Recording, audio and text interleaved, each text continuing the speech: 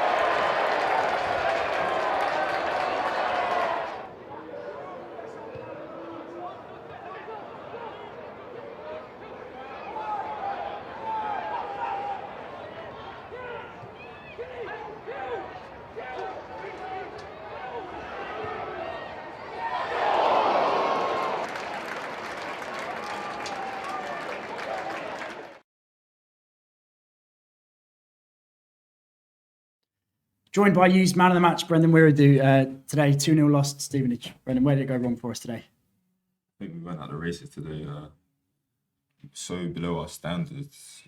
I think I spoke earlier in the week about no acceptance, like we can't accept stuff. And I think today is one of the days where we can't accept what will happen on it. Yeah, just couldn't seem to win the battle anywhere on the pitch, really. They're a physical side. Luke Norris, who we know well here, just seemed to bully our centre-backs. Do you think that's a fair resemblance of what happened over the pitch? I think to just put the bill on the centre-backs would be a bit hard. No, I think all of us out there got bullied. I think we lost our battles out there. I think of late we've been known for winning our battles. So hopefully today's a one-off, but we needed the 3 points today. We wanted the 3 points today and we didn't go. But you'll be fired up in time for the Good Friday challenge away at Exeter, which we know that'll be a tough battle, but one the boys can really get up for. Obviously, I think we've really shown this season that with the teams up there, we can compete with them and we can beat them or go and get something from them. So I think it's a case of looking forward to the next game, but also watching back this game and cutting out the sloppy mistakes that we did today. Yeah. Well, another strong performance from you, man of the match. Congratulations. Thanks for joining us. Cheers, Brendan.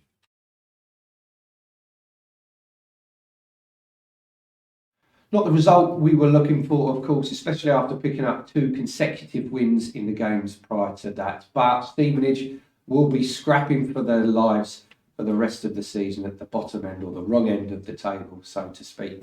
Let's get the thoughts of Wayne Brown now, with the boss wanting to see more from his players in the next couple of games.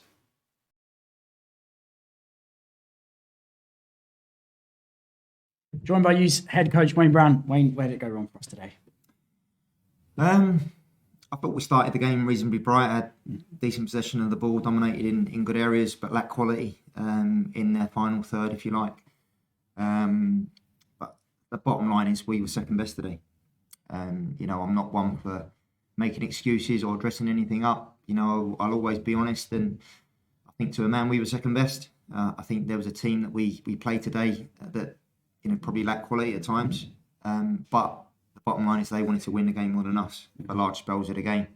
Yes, we huffed and puffed in the second half, We made a couple of changes to try and aid our chances of obviously getting the goals, and it wasn't to be.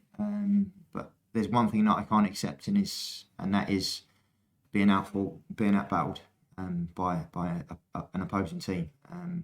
But hopefully it's a one-off, because this is the 17th game that we've been here, and that's probably the first time that that's happened. Yeah. They're a real good group, great group to work with. I felt that we've got the best out of them on many occasions. But now it's about giving a response with 2 games in quick succession next weekend. Mm-hmm. It really gives you a fire in the belly going into Friday's game against Exeter. Obviously going to be a tough team in the automatic promotion hunt. What can we learn from today that we can change on Friday? Well, this game of football always gives you opportunities to put some wrongs right. And they've got that with the 2 fixtures that we have this weekend. Firstly, the Exeter away, which is, yes, it's going to be a tough game, but they all are. Yeah. That was proven today against Stevenage, who are second bottom of the sort of table. So there's no easy games, but it's about now the lads giving a response.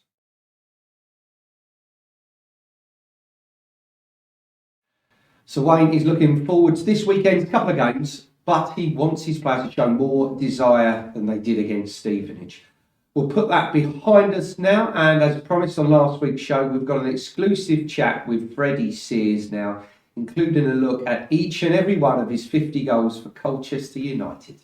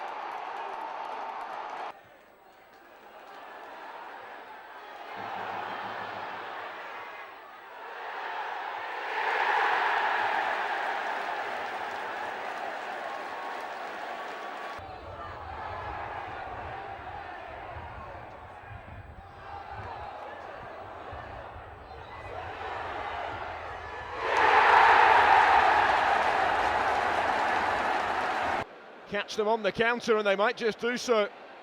Sanchez leading the charge, touches it wide, and the finish there is provided brilliantly by Freddie Sears. Back to Sanchez again. Everybody back, but he's found Massey here, who's found Sears, and Freddie Sears has found the back of the net. Worked out towards Brian Wilson, overlapping here. Wilson to Sears. Oh, it's deflected, I think, and in. Colchester take the lead in the 6th minute. Gavin Massey, clever ball to spot Freddie Sears in space, and Freddie Sears puts Colchester in front. This is Sears. Goes for goal, finds the back of the net. 3 goals, 3 points for Colchester United. Coventry secured their first win in 5 against local rivals Walsall last week. Oh, Webster doesn't cut out the header forward. Here's a chance for Freddie Sears. And through the legs of the goalkeeper, and Colchester take the lead. Sears, want to do it himself. Sears! What a goal! What a goal from Freddie Sears! Dixon's delivery, Sears, it's 1-1. Massey. Ball across, it's not cleared, only as far as Freddie Sears. Good turn again by Jabu Abire. Finds Freddie Sears in space! And Freddie Sears makes it 3-1 to Colchester. Got this for a chance for Freddie Sears. 4 minutes before half-time. Sends David Button the wrong way. Forward. Button wasn't sure whether to come out or not. He's going to come out at the feet of Sears here, who's round him. This will be number 4. The easiest goal Freddie Sears will score in his career.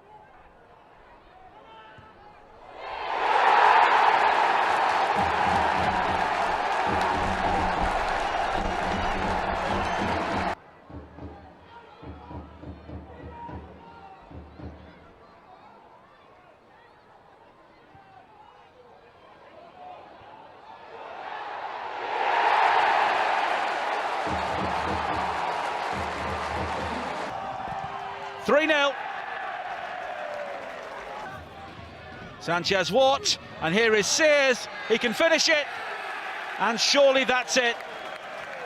Freddie Sears.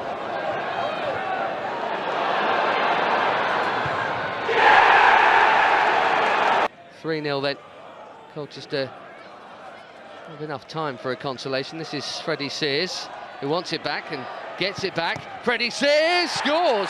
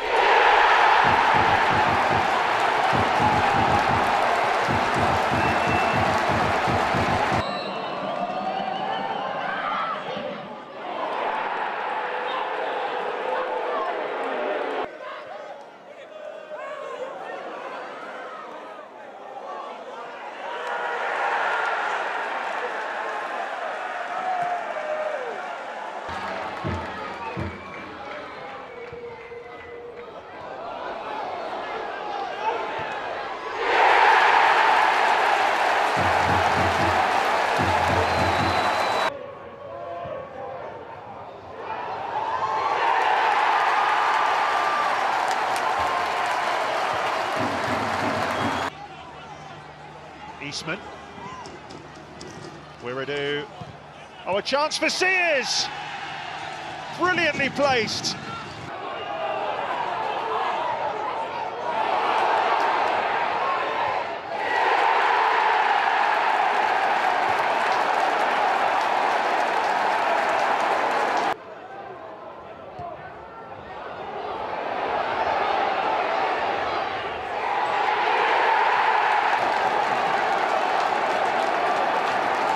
Quiet so far. He wants the return here, and he gets the return, and it's Freddie Sears on the stroke of half-time.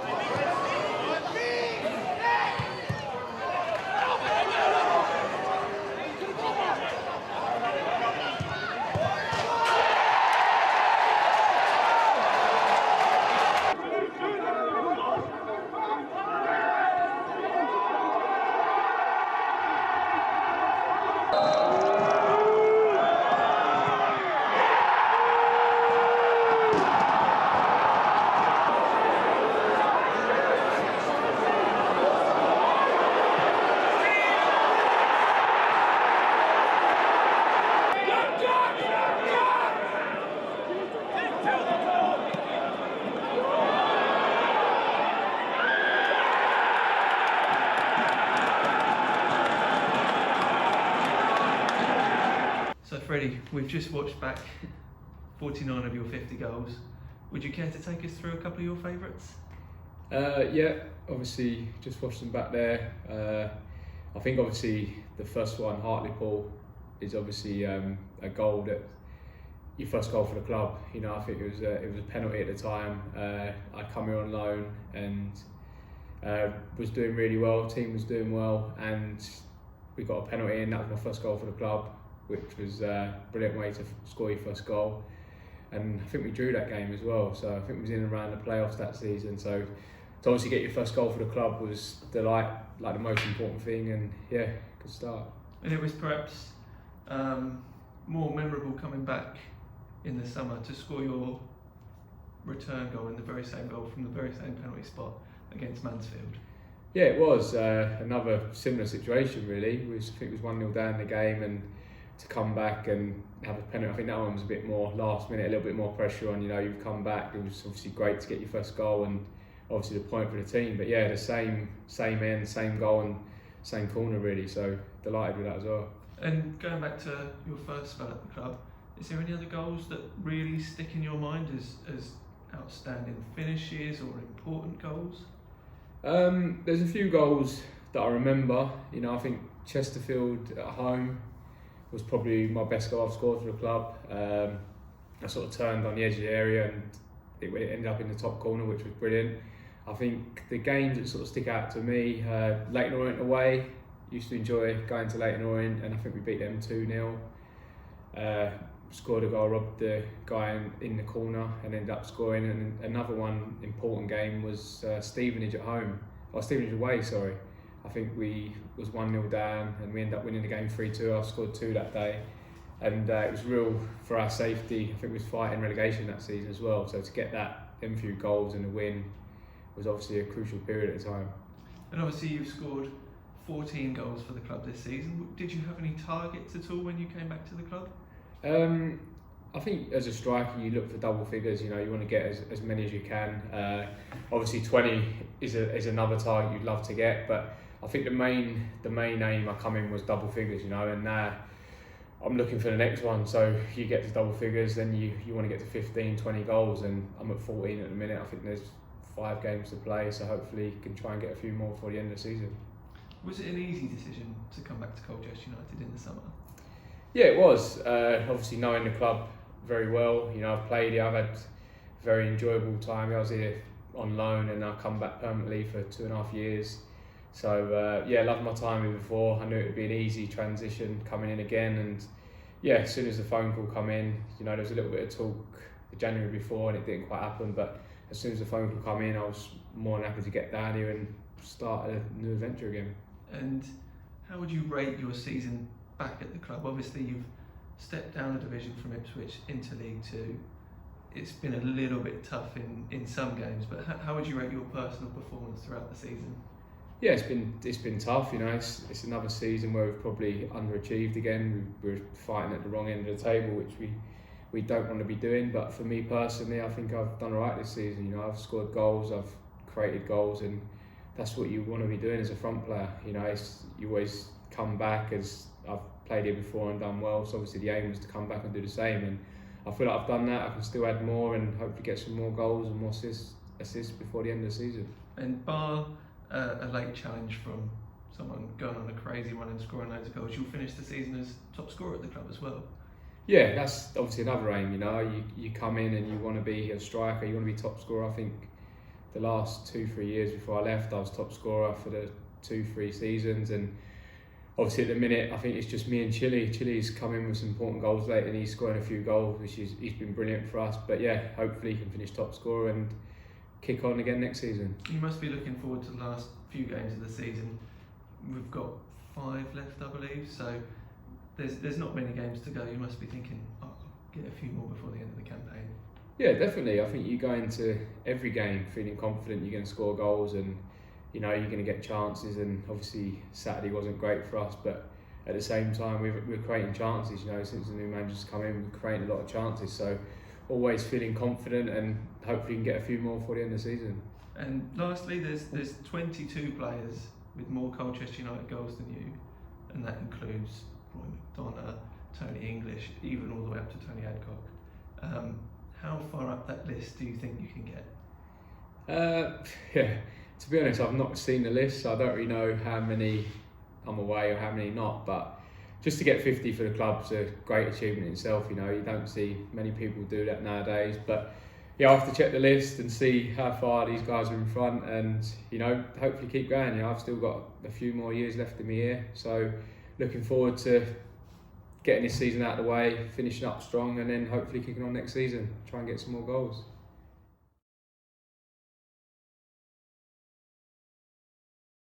It's great to reminisce with Freddie on what is a pretty unique achievement in the modern game, scoring 50 goals for a club, and great to hear him and his thoughts on how he sees his future here at Colchester United. He was delighted with the goals, of course, and hopefully he can get a few more between now and the end of the season, starting with our next game on the road at Exeter City. They're going pretty well at the top of the league at the moment and could take a massive step forward towards automatic promotion if they were to beat us on Friday. Of course, we're hoping that we can stop that.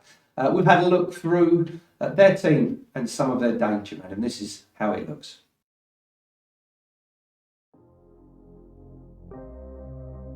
Exeter City will be heading into the contest full of confidence after picking up 3 wins from their last 3 games, collecting wins against Carlisle United, Newport County and Stevenage. It forms part of their 8-game unbeaten run that has propelled the Grecians to second in the table and teetering on promotion to Sky Bet League 1.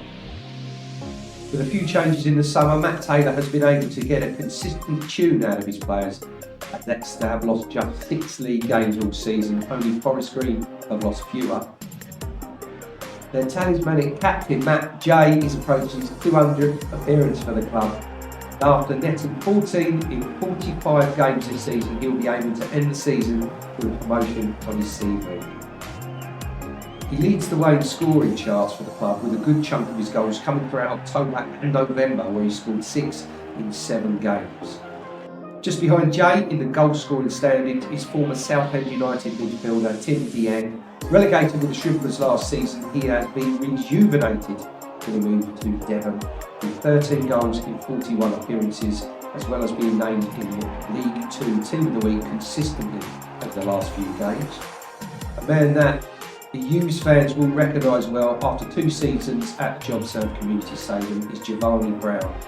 After struggling towards the end of his Hughes career, he is another that has found form at St James Park as one of the most threatening attacking players in League 2 this season.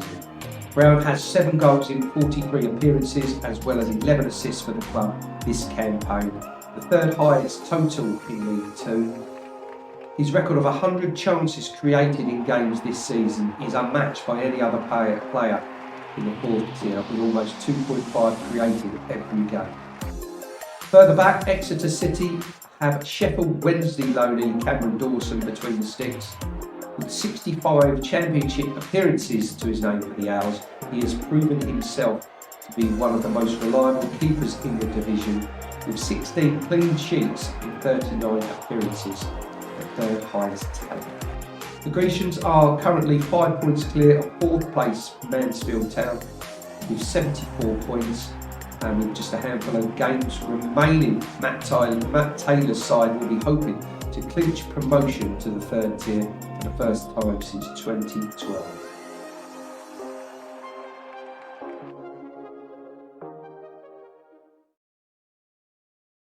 Plenty to choose from in attack or defence there, including former Colchester United man that we're pretty familiar with, Giovanni Brown. We need to be at our very best if we're going to pick up some points against the Grecians at the weekend. Early in the season, we did exactly that with a 3-1 victory here at the Jobserve Community Stadium.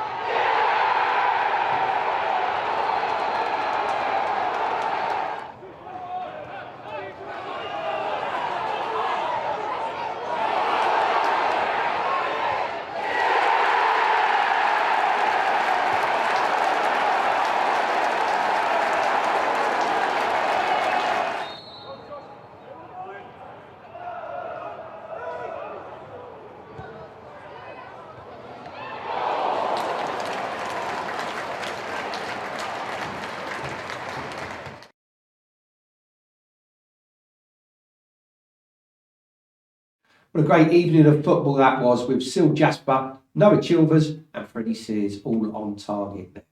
Safe trip to those who are going to St James Park this weekend, but if you're not, you can still keep up with all the action with a £10 match pass from iFollow and support the youth from the comfort of your own home.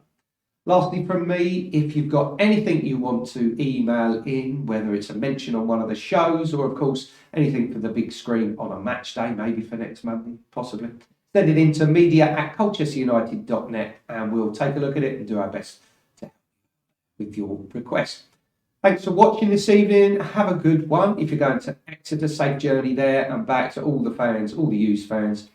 And we'll be back on Monday afternoon with a pre-match show for the game against Bradford City, and Harry Totten will be here in the studio. Until then, have a great week, have a great weekend, and I'll see you back here again very, very soon. Goodbye for now.